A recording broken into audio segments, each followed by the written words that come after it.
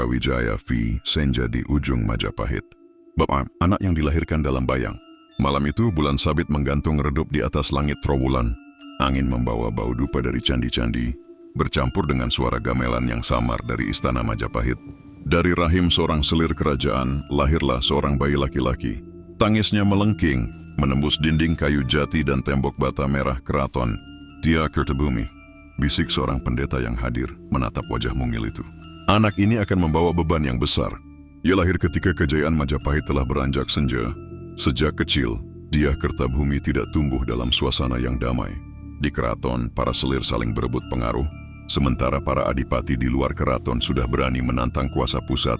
Namun bocah ini memiliki tatapan yang tenang, mata yang sering menatap jauh ke cakrawala seolah memahami hal-hal yang bahkan orang dewasa pun tak mampu cerna. Ayahnya jarang hadir. Guru-gurunya adalah para resi tua, Empu Keris, dan Brahmana yang masih setia pada Majapahit. Ia gemar mendengarkan cerita tentang leluhur, Raden Wijaya, Hayam Wuruk, dan Gajah Mada. Malam-malamnya sering ia habiskan di Taman Sri Gading, menyentuh dedaunan, membaca aksara Jawa kuno dari lontar-lontar, atau sekadar merenung. Suatu malam, seorang resi tua bernama Empu Supadma menghampirinya. Ia membawa sebuah lontar yang rapuh, menyalakan pelita lalu berkata, "Nak, ingatlah, engkau bukan sekadar putra darah raja.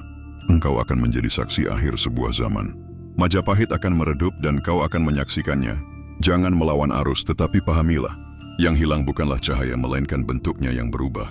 Dia kecil hanya terdiam. Kata-kata itu menancap di hatinya, membentuk karakter yang kelak dikenal, seorang raja yang tidak keras, tetapi penuh renungan. Bab 2, Mahkota yang Berat. Waktu berjalan. Pada tahun 1468, dia Kertabumi akhirnya naik takhta. Ia bergelar Sri Prabu Brawijaya V, Raja Majapahit terakhir. Namun mahkota emas itu terasa berat di kepalanya. Majapahit bukan lagi imperium yang dulu membentang dari Sumatera hingga Maluku. Di pesisir utara Jawa, para adipati seperti Raden Kusen di Demak, Adipati Udara di Tuban, dan penguasa Kediri, Girindrawardhana, telah memegang kendali masing-masing. Pulau Bali, Palembang, dan wilayah timur mulai melepaskan diri. Keraton Trowulan, meski masih megah, tak lagi menjadi pusat dunia. Brawijaya V mencoba mempertahankan kejayaan dengan cara yang berbeda. Ia bukan raja penakluk, melainkan raja yang mencari harmoni. Ia menghidupkan kembali upacara Slametan Bumi, memperbaiki pelabuhan Canggu, dan memanggil seniman dari Bali untuk menghidupkan istana. Ia membangun kembali candi-candi yang nyaris roboh, serta menulis ulang naskah kuno seperti Negara Kretagama dan Pararaton, agar ilmu para leluhur tidak hilang. Salah satu keputusan pentingnya adalah memberi izin kepada umat Islam di pesisir untuk membangun langgar tempat